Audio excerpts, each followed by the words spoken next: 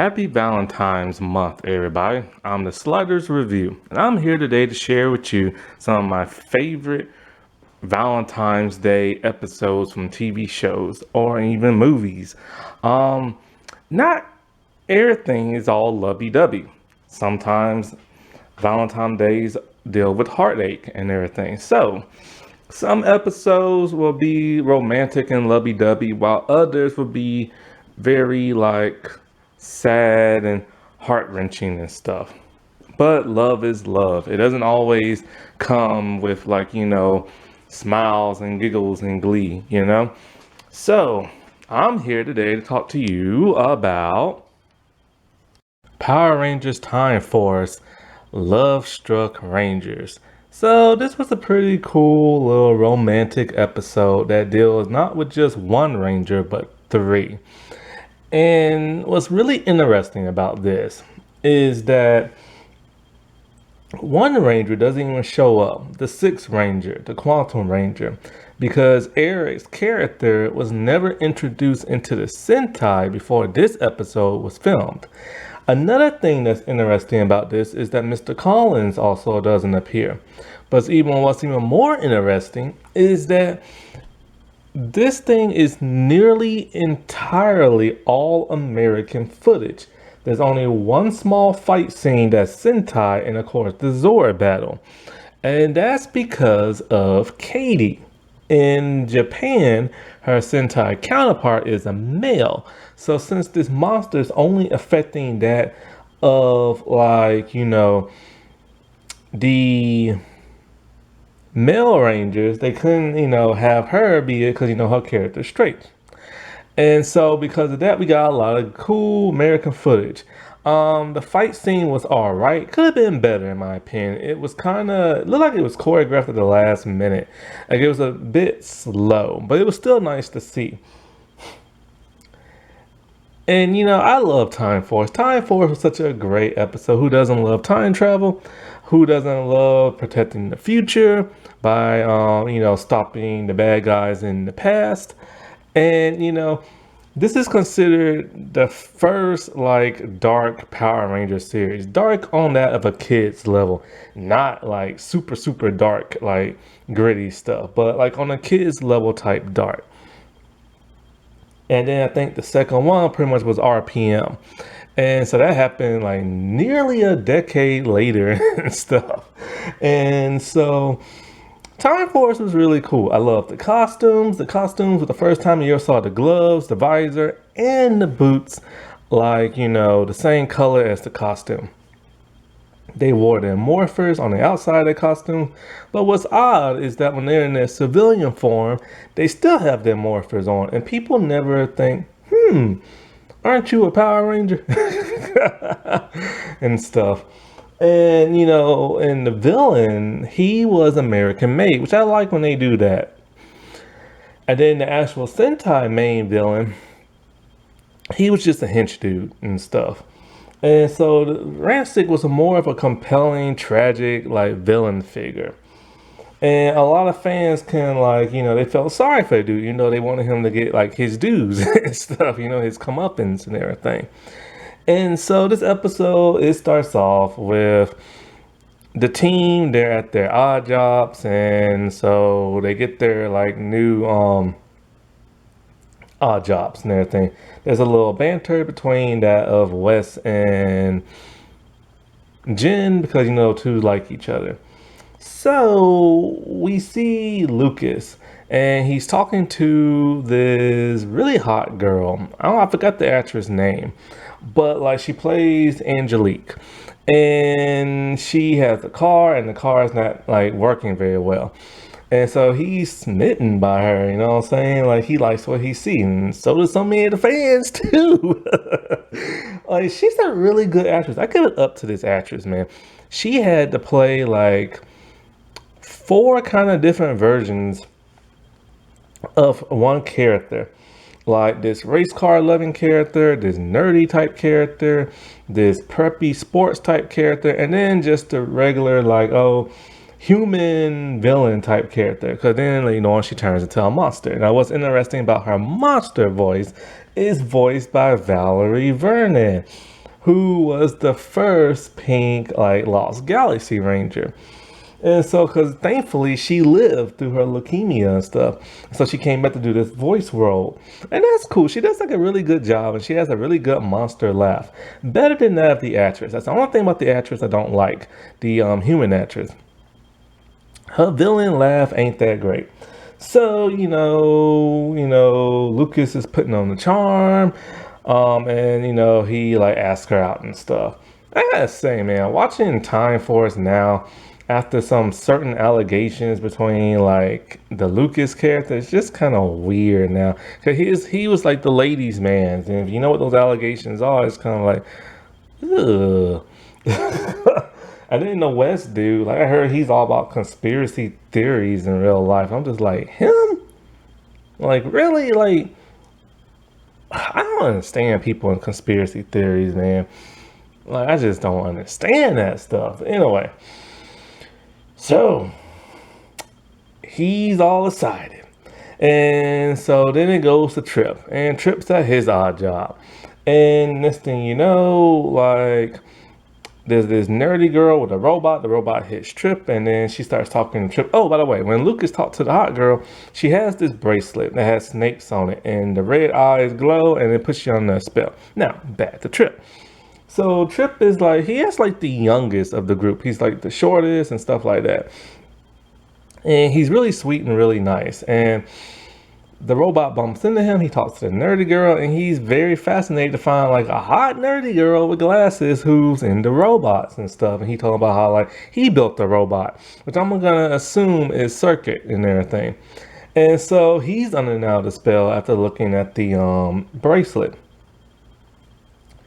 And so, like, when they both get back to the clock tower, Lucas is like, moosing his hair, and Trip comes in with flowers, walking all slow, and they both talk about how they found like the perfect girl and everything. I gotta say, them Ranger episodes when they fall in love are some of the most hilarious ones ever. When it's like a monster making them fall in love, not just them falling in love. So then it's Wes. And he's at his odd job, and in comes the Angelique lady dressed as a prep. And so, like, he got her ball for her, and she's all like, let me repay you. But he's not into her at first sight. Why? Because he's in love with Jen. Yep, he's in love with his descendant's fiance. Oh, what a player. And so, like, so she realizes this dude's not into her and she don't understand why. So she just zaps him with her powers and now he's all like madly in love with her. So when he goes back to the clock tower, he talking about how he's in like love with this like perfect girl. And of course that makes Jen like all jealous and stuff, And so when they find out it's like the same girl, then they get like really like pissy at each other. And so okay, I'm trying to think which part happened first. Yeah, see, they found out because like they all went to like this restaurant type thing that she was supposed to meet them at. And so they all come in with flowers and they find out like, oh, you're into my girl. And so they just like, it's like the most hilarious thing. And they start arguing about it because that's what Rancic's plan is in Phlox. They just want to like make the Rangers hate each other and fight. So at some point in time, I think it's Nadidra and it's Rancic. And they're like blowing up stuff and they're like, cackling like supervillains do. And so in comes Katie and Jen morphed. And so they're taking on Rancic and stuff, but it doesn't last that long. He's holding his own. I love his power. And I love what he's like, ooh, girl power. I'm so scared. You probably will never hear that today. But the way he does it with his British voice is just hilarious, man. So I love the spikes that come out his skin. Like it's just an awesome power. It reminds me of Spike from X-Men Evolution and Morrow. So he's doing his whole knee sword thing and he's getting ready to like give out like a hiney whooping to the Power Rangers and stuff. But his mutation's flaring up. So Nadira, she's trying to give him the serum, and Katie and Jen have never seen this before, but they know whatever it is isn't gonna be good for him. It could like help him out. So they blast it and everything. And so they like flee. And so when they get back to the clock tower, the girls are pissed. They are pissed at the boys for not helping them out and stuff. And so Katie doesn't do much in the episode other than just pout. And she pouts in a cute kind of way. And so the guys decide, they're not going to mess around with Angelique no more. But of course, they're all lying. So Wes didn't show up for his odd job. And Jen goes looking for him. She's spying and she sees him with Angelique. But then Circuit calls and he's all like, I see a mutant in your area. So she puts on those like scanner type like shades. And I love those shades, man. And I love the CGI that comes around their eyes and stuff. And so she scans and it sees that it's a monster and stuff. And so like she's happy and she's thrilled, you know what I'm saying? Because like she was afraid Wes was in love with like a girl and stuff. So at some point in time, Wes is out with the girl and then the other two dudes show up. They're pissed because they're all like, you said you're gonna leave her alone. Well, of course, they're gonna fight about it. So they all morph. And then they just all start fighting each other with their chrono sabers and stuff. Except for Trip, he's just too scared and everything. And it's nice American like fighting footage. And then in comes the girls, and Jen's all like, I know who you really are. And stuff like that. And then so she turns into a monster, and it's a pretty cool design. And so they fight it out a little bit, but the girls aren't really like, holding their own very well. And then so like they see the bracelet. And so they use their V weapons and they blast it. Their V weapons always crap me up. It's just like these giant cannon guns they hold. And it's like those things look so heavy. So of course, after that, the dudes are free, but Jen's all like, I'm not finished yet. I love Erin in this video. I mean, this episode, man. Like the way she says stuff, the way she acts and everything. So she's blasting the monster more. It exposes the DNA, and it's Zord time. And so they call on the Azores and the Shadow. Is it Shadow Fly? Shadow Winger? Time Shadow, I think that's it. I love the Time Shadow. It was a cool Zord, and it could like move around really well and stuff. It had a nice look to it. And so, like, they combine all the Zords, and then they're fighting the monster, and then they're in the cockpit. And see, this is the cockpit stuff I like. You can have them standing around. That is not my problem with this new Hasbro Nickelodeon Neo Saban era. My problem is that the cockpits and the Nickelodeon stuff all look the same, just redressed. And they have to like move in sync, like when they're doing their moves. I'm tired of that, man. Like I like this cockpit. It's simple, it's nice. They're just holding on to those little stick things.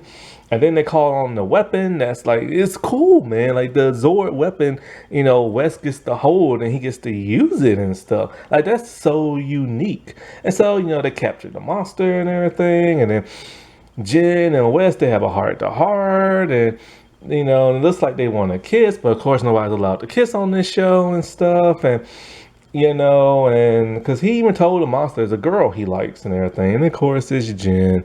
And, this is like a pretty cool episode. It's pretty comedic more than anything else. The actress who plays Angelique was like amazing and stuff, And everybody did a really good job. I miss Time Force, man. I miss the Nickelodeon, not Nickelodeon, but the Fox Kids era. It was such a good era. I don't know exactly which era is my favorite. Now, of course, Nickelodeon, Hasbro, and whatever stuff It's not. So it's either like Fox Kids or it's Disney. One day I'm gonna sit my behind down and try to figure out which one I exactly like the most. Now, wasn't that romantic or depressing, depending on what kind of video I just talked about? Okay, well, happy Valentine's Day, everybody, and bye.